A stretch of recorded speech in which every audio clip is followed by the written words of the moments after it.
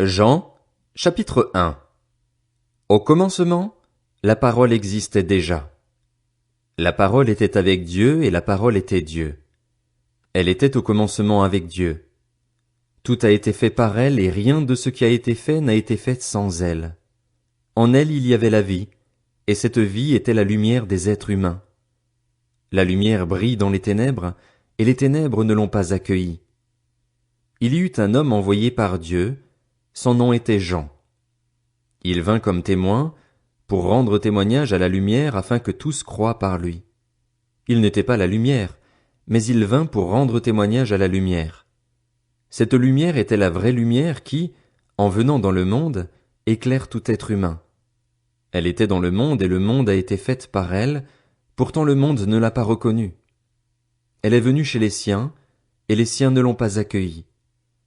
Mais à tous ceux qui l'ont acceptée, à ceux qui croient en son nom, elle a donné le droit de devenir enfants de Dieu, puisqu'ils sont nés non du fait de la nature, ni par une volonté humaine, ni par la volonté d'un mari, mais qu'ils sont nés de Dieu.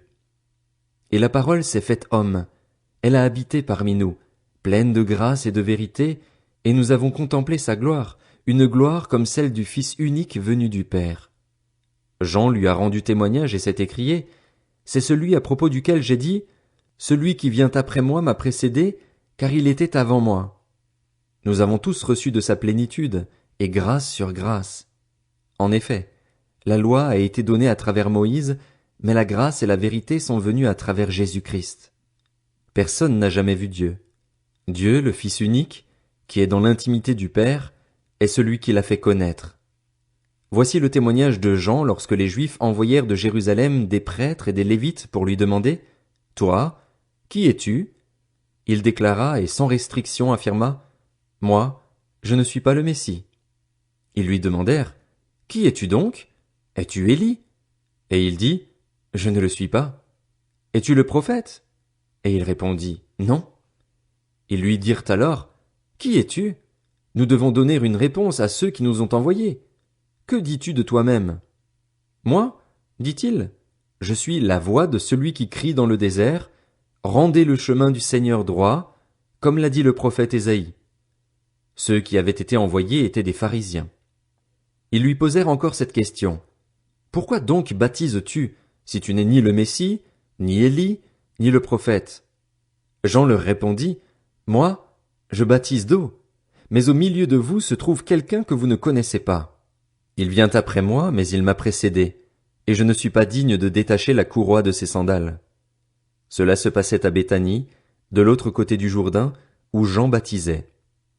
Le lendemain, il vit Jésus s'approcher de lui et dit, Voici l'agneau de Dieu qui enlève le péché du monde.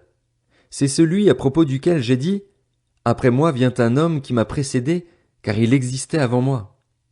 Pour ma part, je ne le connaissais pas, mais c'est afin de le faire connaître à Israël que je suis venu baptiser d'eau. Jean rendit aussi ce témoignage. J'ai vu l'Esprit descendre du ciel comme une colombe et s'arrêter sur lui. Je ne le connaissais pas, mais celui qui m'a envoyé baptiser d'eau m'a dit, Celui sur qui tu verras l'Esprit descendre et s'arrêter, c'est lui qui baptise du Saint-Esprit. Et moi, j'ai vu et j'atteste qu'il est le Fils de Dieu. Le lendemain, Jean était encore là avec 2 de ses disciples. Il vit Jésus passer et dit, Voici l'agneau de Dieu. Les 2 disciples l'entendirent prononcer ces paroles et suivirent Jésus. Jésus se retourna et, voyant qu'ils le suivaient, il leur dit, Que cherchez-vous? Ils lui répondirent, Rabbi, ce qui signifie maître, où habites-tu? Venez, leur dit-il, et voyez.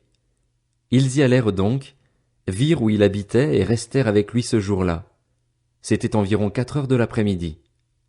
André, le frère de Simon-Pierre, était l'un des 2 qui avaient entendu les paroles de Jean et qui avaient suivi Jésus. Il rencontra d'abord son frère Simon et lui dit, Nous avons trouvé le Messie, ce qui correspond à Christ. Il le conduisit vers Jésus. Jésus le regarda et dit, Tu es Simon, fils de Jonas, tu seras appelé Céphas, ce qui signifie Pierre. Le lendemain, Jésus décida de se rendre en Galilée. Il rencontra Philippe et lui dit, Suis-moi. Philippe était de Bethsaïda, la ville d'André et de Pierre. Philippe rencontra Nathanaël et lui dit, Nous avons trouvé celui que Moïse a décrit dans la loi et dont les prophètes ont parlé, Jésus de Nazareth, fils de Joseph. Nathanaël lui dit, peut-il sortir quelque chose de bon de Nazareth? Philippe lui répondit, viens et vois. Jésus vit Nathanaël s'approcher de lui et dit de lui, voici vraiment un Israélite en qui il n'y a pas de ruse.